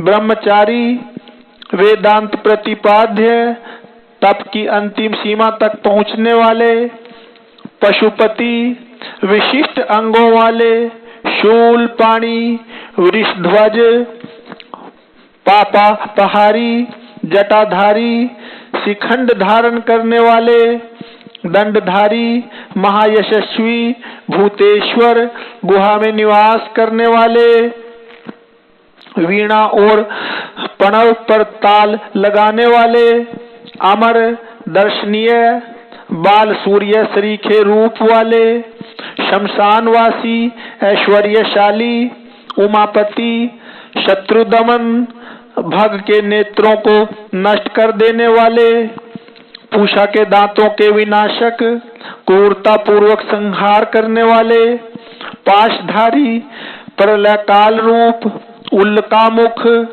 अग्निकेतु, मननशील, प्रकाशमान, प्रजापति, ऊपर उठाने वाले, जीवों को उत्पन्न करने वाले, तुरीय तत्व रूप, लोकों में सर्वश्रेष्ठ, वामदेव, वाणी की चतुरता रूप, वाम मार्ग में भिक्षु रूप, भिक्षुक, जटाधारी, जटिल, दुराध्य, इंद्र के हाथ को स्तंभित करने वाले, वसुओं को विजडित करने देने वाले, यज्ञ स्वरूप, यज्ञकर्ता, काल, मेघावी, मधुकर, चलने फिरने वाले, वनस्पति का आश्रय लेने वाले, वाजसन नाम से संपूर्ण आश्रमों द्वारा पूजित, जगतधाता, जगतकर्ता, सर्वांतर्यामी, सनातन, ध्रुव, धर्माध्यक्ष, भुवः स्वः, इन तीनों लोकों में विचरने वाले, भूत भावन, त्रिनेत्र, बहुरूप, 10,000 सूर्यों के समान प्रभाशाली, महादेव, सब तरह के बाजे बजाने वाले, संपूर्ण बाधाओं से विमुक्त करने वाले, बंधन स्वरूप, सबको धारण करने वाले, उत्तम धर्म रूप, पुष्पदंत, विभाग रहित, मुख्य रूप, सबका हरण करने वाले, सुवर्ण के समान दीप्त कीर्ति वाले, मुक्ति के द्वार स्वरूप, भीम तथा भीम पराक्रमी है, उन्हें नमस्कार है, नमस्कार है। ओम नमः नमः शिवाय, श्री शिवाय नमस्तुभ्यम, श्री शिवाय नमस्तुभ्यम। इस अध्याय में शुक्राचार्य की घोर तपस्या और इनका शिवजी को चित्ररत्न अर्पण करना तथा अष्टमूर्त्यष्टक स्तोत्र द्वारा उनका स्तवन करना, शिवजी का प्रसन्न होकर उन्हें मृत संजीवनी विद्या तथा अन्य वर प्रदान करना, इन सब का वर्णन है। सनत कुमार जी कहते हैं, व्यास जी, मुनिवर शुक्राचार्य को शिव से मृत्युंजय नामक मृत्यु का प्रशमन करने वाली पराविद्या किस प्रकार प्राप्त हुई थी, अब उसका वर्णन करता हूँ, सुनो। पूर्व काल की बात है, इन भृगुनंदन ने वाराणसी पुरी में जाकर प्रभावशाली विश्वनाथ का ध्यान करते हुए बहुत काल तक घोर तप किया था। वेद व्यास जी, उस समय उन्होंने वहीं एक शिवलिंग की स्थापना की और उसके सामने ही एक परम रमणीय कूप तैयार कराया।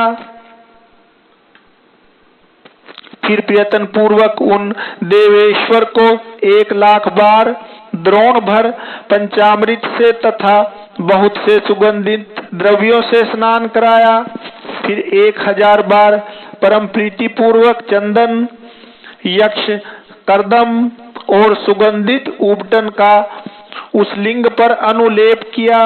तत्पश्चात सावधानी के साथ प्रेम पूर्वक राजचंपक, अमलतास, धतूर, कनेर, कमल, मालती, कर्णिकार, कदम्ब, मौलसिरी, उत्पल, मल्लिका, चमेली, शतपत्री, सिंधुवार, ढाक, बंदूक पुष्प, गुलदुपहरी, पुनांग, नागकेसर, केसर, नवमल्लिक, बेल मोगरा, चिबिलिक, रक्तदला, कुंद, माघ पुष्प, मुचुकुंद, मोतिया, मंदार, बिल्वपत्र, गुमा, मरु वृक, मरवा वृक, धूप, गंठीवन, दौना, अत्यंत सुंदर आम के पल्लव, तुलसी,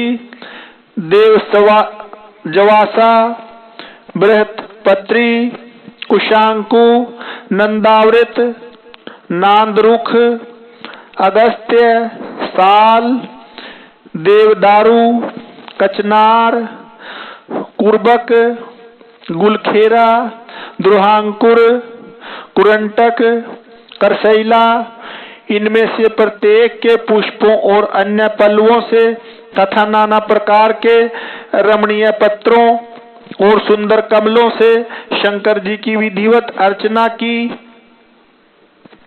उन्हें बहुत से उपहार समर्पित किए तथा शिवलिंग के आगे नाचते हुए शिव सहस्त्र नाम एवं अन्यान्य स्तोत्रों का गान करके शंकर जी का स्तवन किया।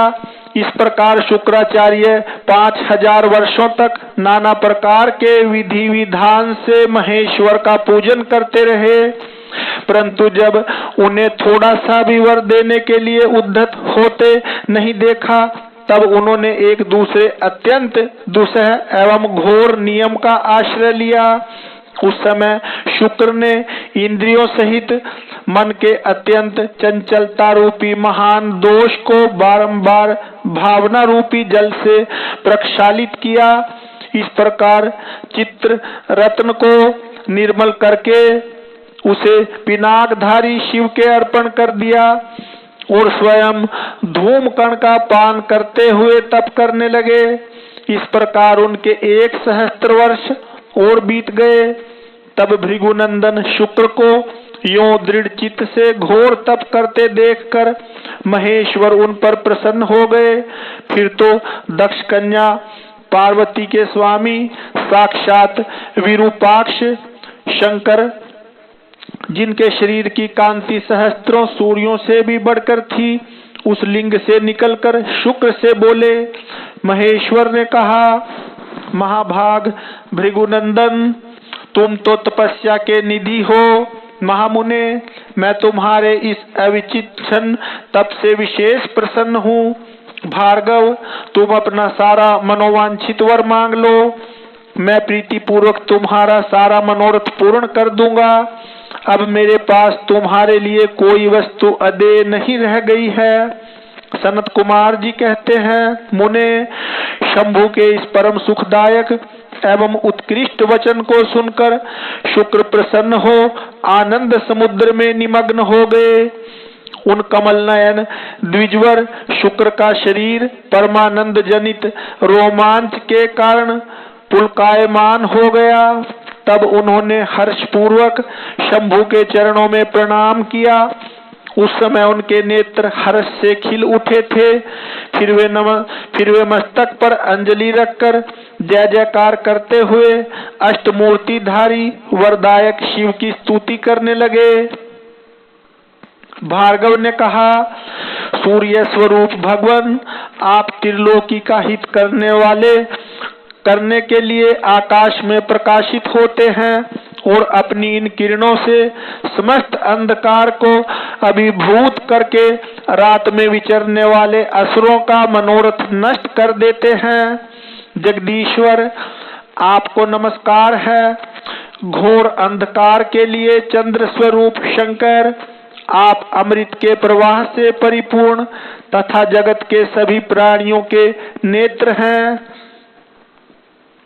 आप अपनी अमर्याद तेजोमय किरणों से आकाश में और भूतल पर अपार प्रकाश फैलाते हैं, जिससे सारा अंधकार दूर हो जाता है। आपको प्रणाम है। सर्वव्यापिन, आप पावन पथ योग मार्ग का आश्रय लेने वालों की सदा गति तथा उपास्य देव हैं। भुवन जीवन, आपके बिना भला इस लोक में कौन जीवित रह सकता है।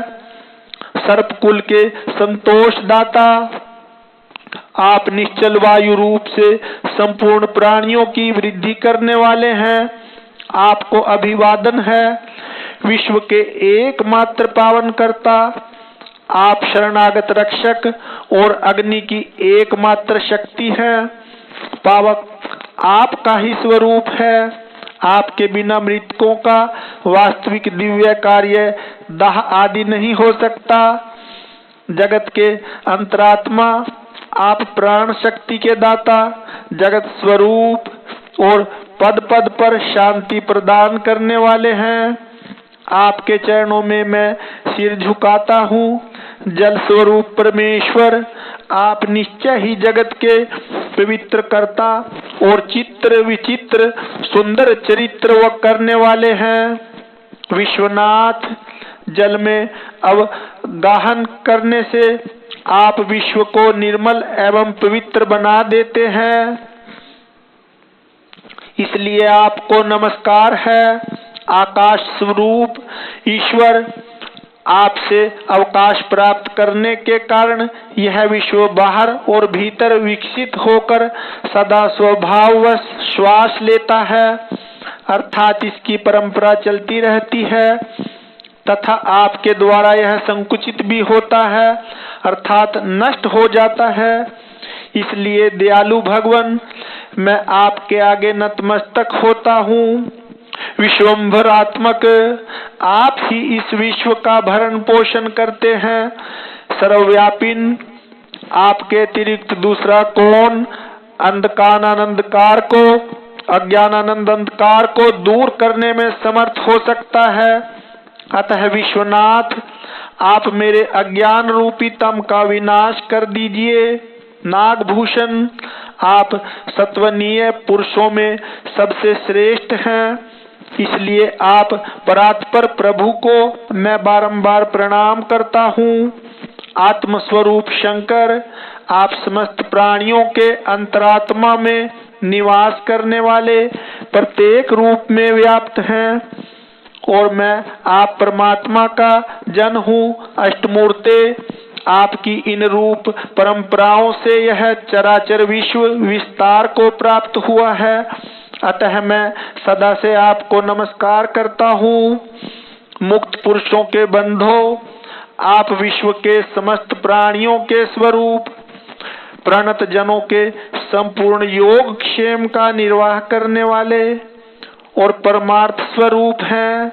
आप अपनी इन अष्टमूर्तियों से युक्त होकर इस फैले हुए विश्व को भली भांति विस्तृत करते हैं, अतः आपको अभिवादन है। सनत कुमार जी कहते हैं, मुनिवर भृगुनंदन शुक्र ने इस प्रकार अष्टमूर्त्यष्टक स्तोत्र द्वारा शिव जी का स्तवन करके भूमि पर मस्तक रखकर उन्हें बारंबार प्रणाम किया। तब अमित तेजस्वी भार्गव ने महादेव की इस प्रकार स्तुति की। तब शिव जी ने चरणों में पड़े हुए उन द्विजवर को अपनी दोनों भुजाओं से पकड़कर उठा लिया और परम प्रेम पूर्वक मेघ गर्जन की सी गंभीर एवं मधुर वाणी में कहा। उस समय शंकर जी के दांतों की चमक से सारी दिशाएं प्रकाशित हो उठी थीं। महादेव जी बोले, विप्रवर कवे, तुम मेरे पावन भक्त हो। तात, तुम्हारे इस उग्र तप से, उत्तम आचरण से, लिंग स्थापन जन्य पुण्य से, लिंग की आराधना करने से, चित्त का उपहार प्रदान करने से, पवित्र अटल भाव से, अविमुक्त महाक्षेत्र काशी में पावन आचरण करने से मैं तुम्हें पुत्र रूप से देखता हूँ, अतः तुम्हारे लिए मुझे कुछ भी अदेय नहीं है। तुम अपने इसी शरीर से मेरी उदरदरी में प्रवेश करोगे और मेरे श्रेष्ठ इंद्रिय मार्ग से निकलकर पुत्र रूप में जन्म ग्रहण करोगे। महाशुचे, मेरे पास जो मृत संजीवनी नाम की निर्मल विद्या है, जिसका मैंने ही अपने महान तपोबल से निर्माण किया है, उस महा मंत्र रूपा विद्या को आज मैं तुम्हें प्रदान करूंगा, क्योंकि तुम पवित्र तप की निधि हो, अतः तुम में उस विद्या को धारण करने की योग्यता वर्तमान है। तुम नियम पूर्वक जिस जिसके उद्देश्य से विद्वेश्वर की इस श्रेष्ठ विद्या का प्रयोग करोगे वह निश्चय ही जीवित हो जाएगा। यह सर्वथा सत्य है। तुम आकाश में अत्यंत दीप्तिमान तारा रूप से स्थित होगे। तुम्हारा तेज सूर्य और अग्नि के तेज का भी अतिक्रमण कर जाएगा। तुम ग्रहों में प्रधान माने जाओगे। जो स्त्री अथवा पुरुष तुम्हारे सम्मुख रहने पर यात्रा करेंगे उनका सारा कार्य तुम्हारी दृष्टि पड़ने से नष्ट हो जाएगा। सुव्रत, तुम्हारे उदय होने पर जगत में मनुष्यों के विवाह आदि समस्त धर्म कार्य सफल होंगे। सभी नंदा, प्रतिपदा, षष्ठी और एकादशी तिथियां तुम्हारे संयोग से शुभ हो जाएंगी और तुम्हारे भक्त वीर्य संपन्न तथा बहुत सी संतान वाले होंगे। तुम्हारे द्वारा स्थापित किया हुआ यह शिवलिंग शुक्रेश के नाम से विख्यात होगा। जो मनुष्य इस लिंग की अर्चना करेंगे उन्हें सिद्धि प्राप्त हो जाएगी। जो लोग वर्ष पर्यंत नक्त व्रत परायण होकर शुक्रवार के दिन शुक्रकूप के जल से सारी क्रियाएं संपन्न करके शुक्रेश की अर्चना करेंगे उन्हें जिस फल की प्राप्ति होगी वह मुझसे श्रवण करो। उन मनुष्यों में वीर्य की अधिकता होगी, उनका वीर्य कभी निष्फल नहीं होगा। वे पुत्रमान तथा पुरुषत्व के सौभाग्य से संपन्न होंगे, इसमें तनिक भी संदेह नहीं है। वे सभी मनुष्य बहुत सी विद्याओं के ज्ञाता और सुख के भागी होंगे। यो वरदान देकर महादेव उसी लिंग में समा गए। तब भृगुनंदन शुक्र भी प्रसन्न मन से अपने धाम को चले गए। व्यास जी यो शुक्राचार्य को जिस प्रकार अपने तपोबल से मृत्युंजय नामक विद्या की प्राप्ति हुई थी वह वृतांत मैंने तुमसे वर्णन कर दिया। अब और क्या सुनना चाहते हो? ओम नमः नमः शिवाय। तो प्रिय शिव भक्तों, इस प्रकार आज 15वें दिन की श्री शिव महापुराण की कथा समाप्त हुई। श्री शिवाय नमस्तुभ्यं, श्री शिवाय नमस्तुभ्यं।